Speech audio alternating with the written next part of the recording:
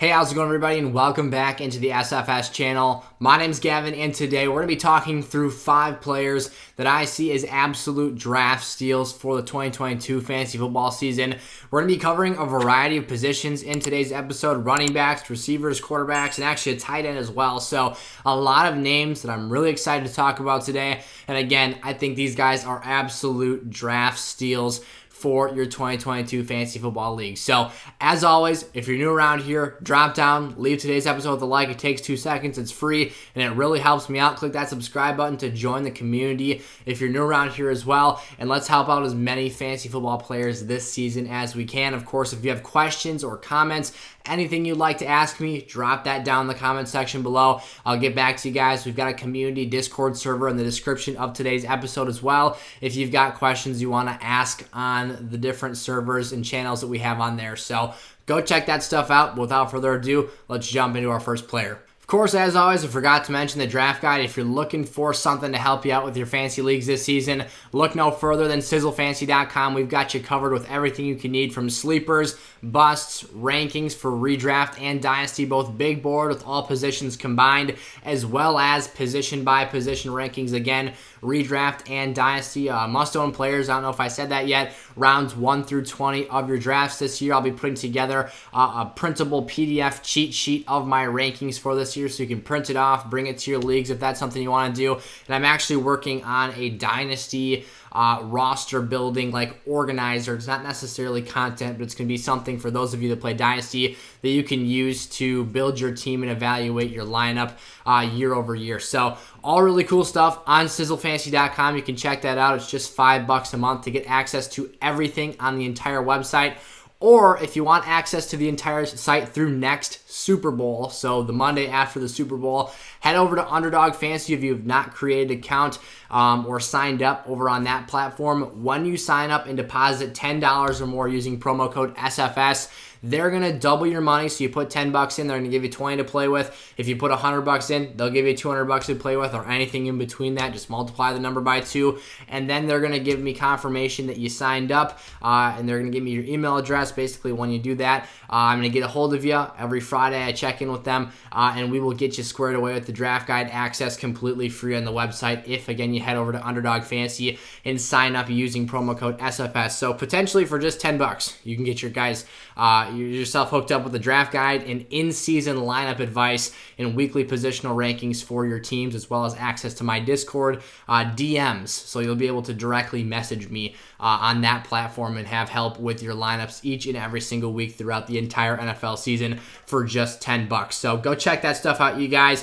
As always, I appreciate the heck out of all of you for tuning into today's video. And again, please feel free, if you have questions about today's video or something in your leagues, a pressing matter or the smallest thing, it's not that big of a deal to me, so drop that stuff down there, and I'm happy to get back to you guys as soon as I see that pop up in my YouTube inbox. So James Conner is the first player I want to talk about today. James Conner is someone who I'm still struggling to understand why we're not drafting Conner a little bit higher than we are right now. Currently, he's going at the 33.1 overall pick on Underdog Best Ball platforms, and that just seems too low for me. I think there's a ton of value to be had here, and I think that for those of us that are able and fortunate enough, only one guy is going to get access to James Conner in the 3rd round of every fantasy league out there this year. If you're that one player, I would feel very, very fortunate, especially being that there in 12-team formats are 36 picks in the top 3 rounds, and at the 33.1 overall pick, you're nearly getting James Conner in the 4th round of your league. So this is a guy who brings a lot to the table in an offense that I think really gives him the opportunity to be a workhorse and be on full display in terms of what he can truly be as a lead back for an NFL offense. Just, something as simple as the eye test for me. It's not analytical. It's not a deep dive based perspective, but it does matter seeing the impact and evaluating the football game that you're watching on TV and understanding how players are being involved and, obviously engaged in their offenses. The eye test for me with James Conner last year totally checked out. I think that the things I saw from him were arguably the most impressive of any season that we've seen from him in his time in the NFL. Now, obviously, year 2 with him, the first year he took over as a starter for the Pittsburgh Steelers when Le'Veon Bell was having contract disputes back in, 2017, I believe. And Connor took over for that football team. He was fantastic. He had 13 touchdowns and just had a beastly year. Finished as the RB7 in fantasy points per game that season, which was the same marker he was at this year. Everything was to like about that year, but I think that the way the Cardinals incorporated him into their air raid offense that actually had a lot more use for the run game this year than I think that we give them credit for.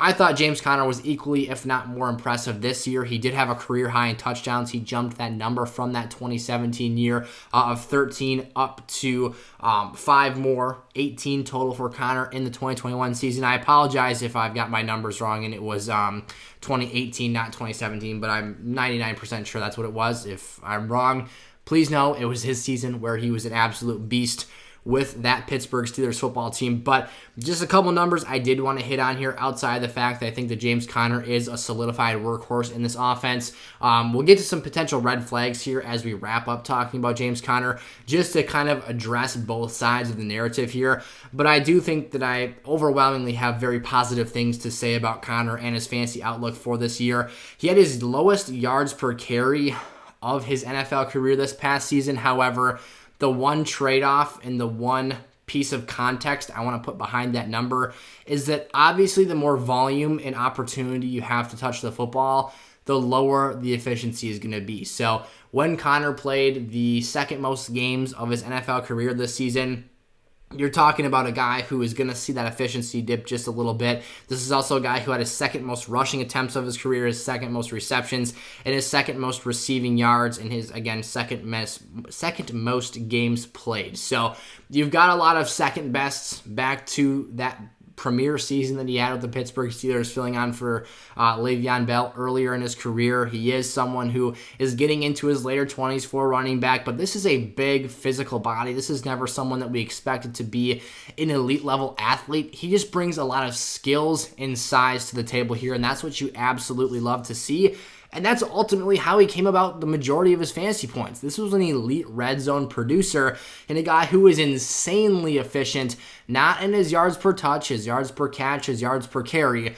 A guy who converted a high rate of his touches into touchdowns. 7.5% of his touches, as a matter of fact, resulted in and ended up being TDs. Now, part of the reason for this, despite the fact that James Conner was only 16th in total red zone touches, that shows me a lot of room for potential sustainability. Now, I don't think he's going to have 18 touchdowns. Touchdown production is something that's so sporadic and difficult to project on a year-over-year basis in fantasy football.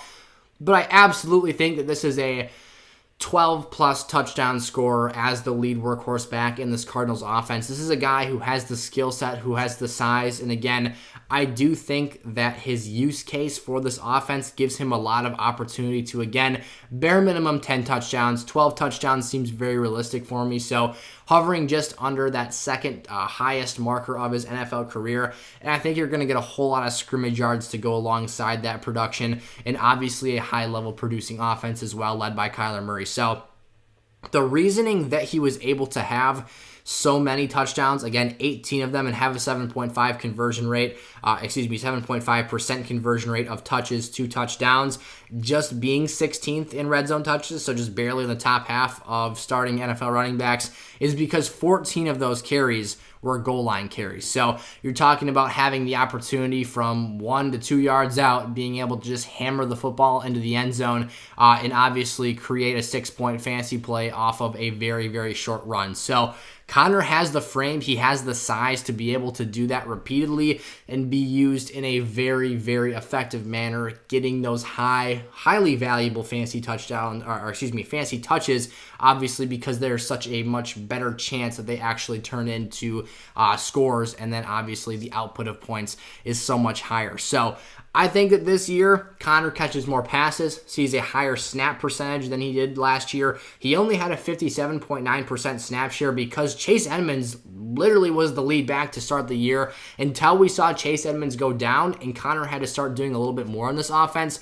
that's when he really started to shine, as not being just a streaky touchdown producer, but also as a guy who was doing really good things in the receiving game. Someone that showed a high level of competency in that area of the game. A guy who, despite the fact that Darrell Williams, another larger running back and very skilled pass catcher, has been introduced into this offense, I still think that James Conner is going to see the majority of the receiving work here. This is a guy, you're talking about Darrell Wilson, that had to have Patrick Mahomes couldn't put in a good word for him for the Cardinals to pick him up as a reserve option. And I think he might have somewhat of a situational role, but I still don't think he's going to be as involved as even a Chase Edmonds was last year.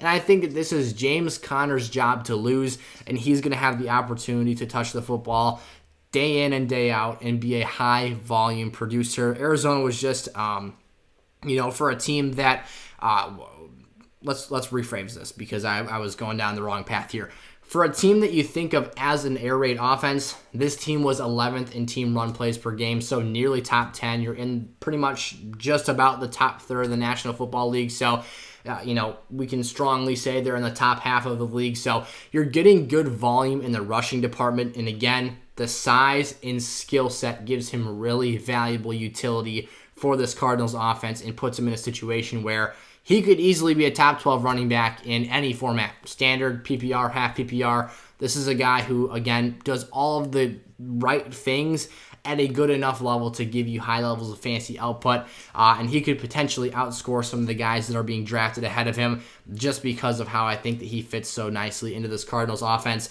Ezekiel Elliott, our second and only other running back in today's video. I'll probably make another episode like this again.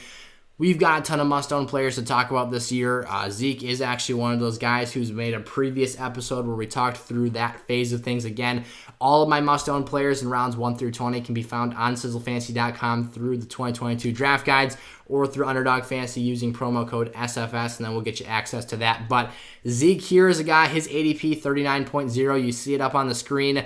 That essentially equates to the third pick in the fourth round of 12-team formats. That is too low. Now, this is best ball ADP, and I hope that his redraft ADP continues to push higher than this, because I think it's kind of a crime that he's going this low in drafts. This is a guy who is not flashy. This is a guy who you don't think of when you pick him as a league-winning player. That's not the title of today's video. That's not why we're talking about Ezekiel Elliott here. And again, this is not a guy who I expect to be a top 5 running back at all this year. I have zero expectations of that being the case. But for a guy who is being picked in the fourth round of leagues, again, the third pick in that fourth round, there is too much floor value, there is too much volume, there is too many valuable touches, and there's too much consistency, again, with that floor to pass on at this spot. I'm not talking best ball formats, which, yes, is the ADP that I referenced for today's video. However, if you're talking a traditional redraft league, if you're talking a fantasy football format where you're setting your lineup week in and week out, you're moving guys from the bench to the starting lineup, you're making adds and drops and IR transactions and all kinds of that great stuff, Zeke is incredibly valuable in that type of a format. Why? As I touched on, that great floor. This is a guy who was top 5 in red zone touches last year. We talked about James Conner and how awesome those 14 goal line carries were.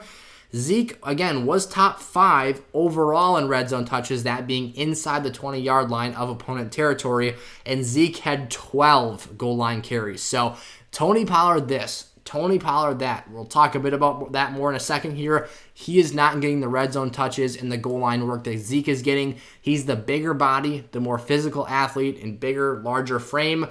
Just the nature of the beast when you're trying to move big, clunky dudes out of the way in terms of having your heavy set defensive linemen out there. They're going to put Zeke on the field and ask him to run those guys over for 1 to 2 yards and get the job done in short down and distance territory. Additionally, you've also got a guy who is very involved in all phases of the game. This is a player who is 7th in carries and targets, so being both top 10 in rushing and receiving metrics that are actually important here.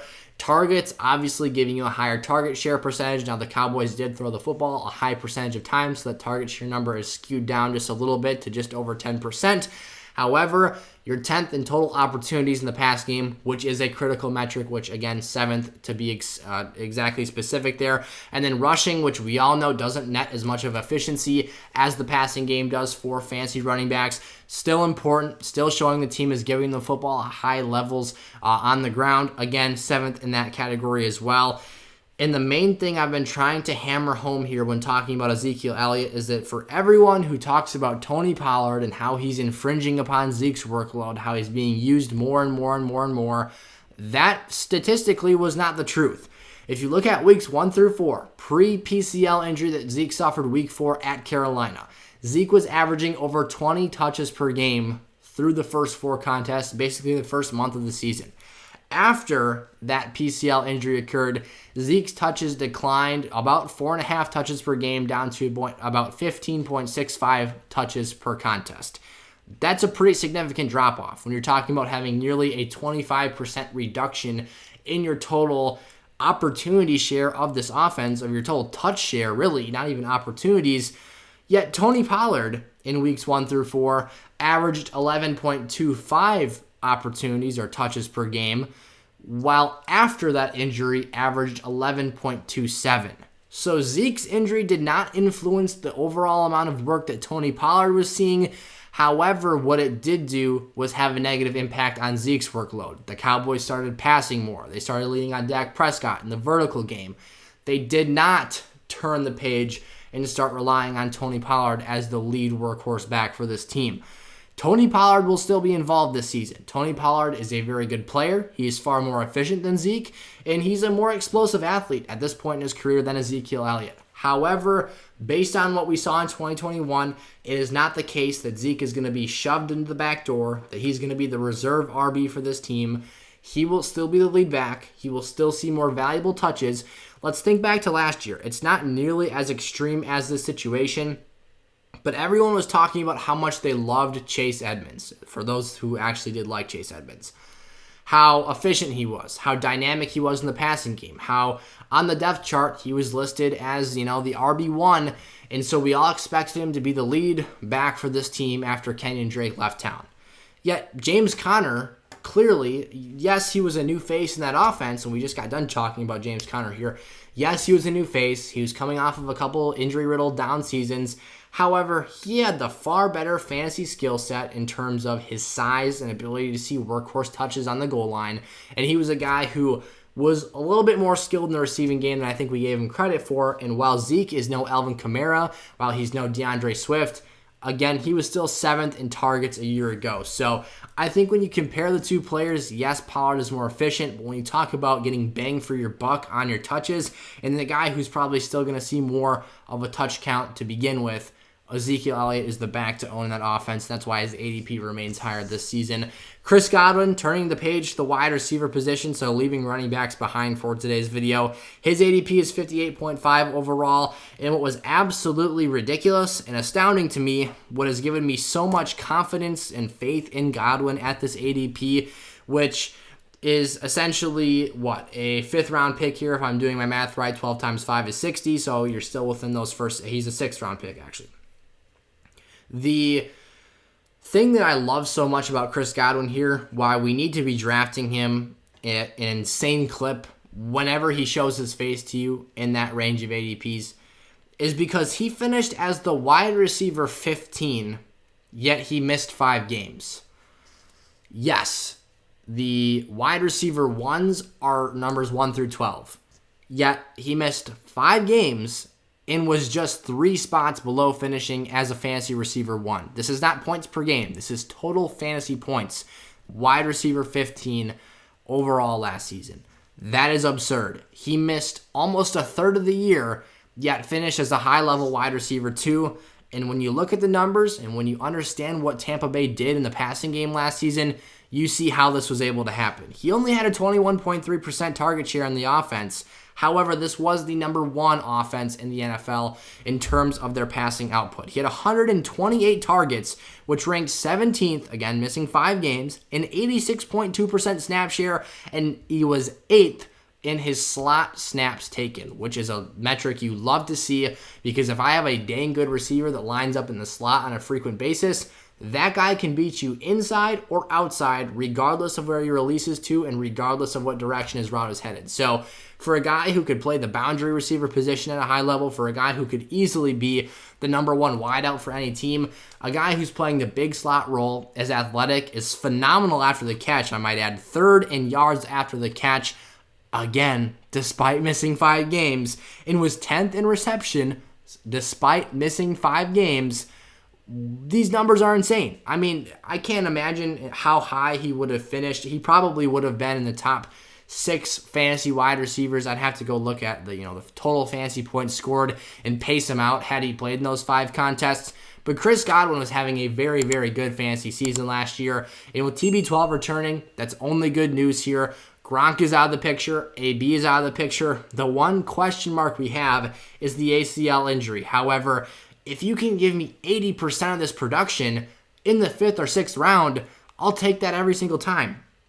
We know who Chris Godwin is as a player. He might not be 100% healthy, but you're getting the discounted draft price on a guy who might be a 2nd or 3rd round pick had this injury not occurred. So I think it's phenomenal value. I think he is an absolute steal at this current ADP, just inside the top 60 picks of 2022 leagues. And I'm going to be drafting a whole lot more of him. I just drafted him in yesterday's draft episode. I'll be drafting him a whole lot more in best ball and redraft formats throughout this season. Even if he's not 100% right day one, he will get there by the end of the year.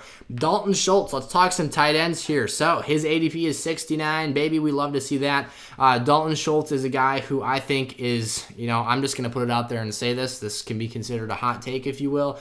He will finish as a higher ranked tight end if he stays healthy, if he plays, let's say, 15 games. If Dalton Schultz plays 15 games, meaning he can miss 2 contests this season, if Schultz plays 15 games, he will finish higher in his fantasy finish than either Darren Waller or George Kittle. He could even finish higher than both of those players. This is a guy who's in an offense right now that has a high volume of passing plays per game, number 4 in team passing plays per game. The Cowboys were in the 2021 season. And this is a guy who has a fantastic situation, 104 targets that ranked 6th amongst tight ends last year, 16.4% of the target share, again, in the number 4 passing offense in terms of volume per game of output there. And he was, he is currently, let me rephrase that, he is projected to be on this team number 2 in target share behind CeeDee Lamb for this upcoming year. Yes, you've got Michael Gallup coming off an ACL. I think that he should make a full recovery, and by the end of the year, hopefully he's back to himself. And you've also got Jalen Tolbert, the rookie 3rd-round pick, coming into the situation. But I think it's very safe to say that you're going to have CeeDee Lamb, who could potentially go 140, 150 targets this year. And then without Amari Cooper and with Cedric Wilson departing from this team, Dalton Schultz in the middle of the field is clearly the next best option here. So we could talk about a guy who gets into the 120, 125 target range for this year, a guy who has, again, been highly effective, scoring touchdowns, being a safety blanket in the middle of the field, and working those underneath and intermediate routes for Dak Prescott. This is a player who I think is insanely underrated when you're talking about a tight end whose ADP has him sandwiched between Darren Waller, who is going at the 42.8 overall pick. That's nearly 27 picks ahead of Dalton Schultz. And then a guy like TJ Hawkinson, who I think has a far worse outlook and is being drafted. I think 83.8 was his ADP. So Schultz is a massive ADP value here. I think he easily, again, if he stays healthy, finishes as a top 5 fantasy tight end. And again, he's either going to wedge George Kittle or Darren Waller out of that top 5. And I think he finishes in that elite group. Maybe he's a 1A player, a 1B player to your 1As with your Mark Andrews, your Travis Kelce, and Kyle Pitts of the world. But right after that, I think Dalton Schultz is very, very high on my list of tight ends I would want to see on my roster for this upcoming season. So do not sleep on Dalton Schultz. You've got over 100 targets opened up from the departure of Amari Cooper. You've got about 60 or so opened up with the departure of Cedric Wilson. Those will be distributed and sprinkled around the offense between CD, Dalton Schultz, Tolbert, And, Michael Gallup will get some of his receiving share back as well once he is fully healthy and cleared to go. But for me, it's Schultz, top 5 or bust here, and I think that it's a very, very good chance that he has an insanely productive fantasy season this year. And the last name I want to talk about is Tom Brady. I've seen a lot of other analysts talking about Tom, and rightfully so. This is a guy whose ADP right now is 79.9 overall. 2021, he was the QB3, so he finished very highly amongst other players at his position group. And this goes back to the passing volume. This is a immobile. He's had some nice moves in the pocket, but a guy who's not really going to contribute much in the fantasy scoring column from his legs and rushing ability. He'll give you the occasional QB sneak on the goal line for 6 points and whatnot. That's all fine and dandy, but for a guy who is throwing the football at such a high rate, that's how he finishes as the QB3. It's not because he's doing anything else that some of these other game-changing QBs do. It's because he was number 1 in passing yards, number 1 in passing attempts, and number 1 in red zone passes. That's just insane volume. This is also a Tampa Bay team that was 31st in team run plays per game, so they're second worst, if you will, in the NFL in terms of how much they're running the football.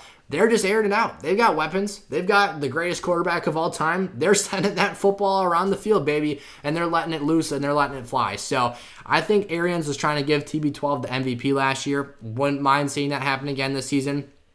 Maybe he doesn't finish quite as the QB3, but I think a top 5 quarterback finish is very much in the realm here for Tom Brady to achieve in the 2022 season. This is a guy who is being picked as a late 7th round selection, being drafted after guys like Russell Wilson, who I guarantee you Tom Brady will throw a decent amount of passes more than Russell will this season. I think that the Broncos are going to be a really balanced and evenly spread offense between run and the pass, and a guy who's also going a round and a half later than Joe Burrow, who, if we're being entirely honest here, youth is on Joe Burrow's his side. However, with the situation, these are both pocket passers in their most natural and comfortable form that have elite weapons surrounding them. And I think that Tom, being that the Bengals were 16th in team passing plays per game last year and the Bucs were 1st in team passing plays per game, and arguably the Bengals got better, so they might have more positive game scripts and choose to run even more at a balanced rate, that benefits Tom Brady. So, if you're going to make the case for drafting Joe Burrow in the 6th round, why not just wait until the late 7th and draft TB12, who has a very similar fantasy outlook here and arguably has more opportunistic value in terms of the volume on his side. And also, when he's still got Mike Evans and Chris Godwin, Russell Gage catching passes from him, yes, Burrow's got Jamar Chase and T. Higgins and Hayden Hurst and Joe Mixon and Tyler Boyd, but these are both loaded offenses. Tampa's throwing the football at a higher rate. Why don't we select Tom at that value? Sometimes he might even dip into the early 8th round. It all depends on your league. But back-to-back 40-plus TD seasons with the Buccaneers, that's fantastic. Number 1 in protection rate. The old man isn't getting beat up back there. Also, when he gets under pressure and is about to take a hit, he'll just sit down and, bite the bullet and avoid a big shot there. Number 1 in air yards. He's throwing the football downfield. This is not, check down Charlie or, I had a more clever name for this, like literally 2 weeks ago because I was playing football with my buddies. And nonetheless, this is a player who is going to be throwing the rock down the field. Number 1 in air yards, like I said, and number 2 in money throws, which is a really interesting stat on playerprofiler.com. That is a pass requiring skill or athleticism in clutch moments. Tom had over 40 of those throws, and again was number 2 in the league in money throws. So TB12 is a great value here. I think that you are missing out on a lot, especially, I love Joe Burrow as much as anyone else. I think he's awesome, but if you put it into perspective, when he's being drafted a round and a half earlier than Tom, why are we doing that when we know what TB12 represents? The one red flag here is age, and Tom has never showed us that that's been a problem before. So I'll trust his gut instinct here to come out of retirement. If he couldn't play anymore, I think he'd just hang him up. And I think we're going to see some great things from Tom again this season. So those were 5 draft day steals for 2022 fantasy football. If you enjoyed today's video, again, drop down, like, and subscribe to the channel here. Helps us out a lot at SFS. And of course, check out the SFS draft guides on sizzlefantasy.com. promo code SFS when you sign up and deposit $10 or more on Underdog. They'll double your money. Let me know on Fridays that you signed up. We'll get you squared away with your draft guides, or if you want access to that stuff sooner, feel free to send me an email at sizzlefantasysports@gmail.com, and I can go bug my buddies at Underdog there and get you squared away with your account. So thank you guys so much for tuning into today's video. I will see you next time. Peace out.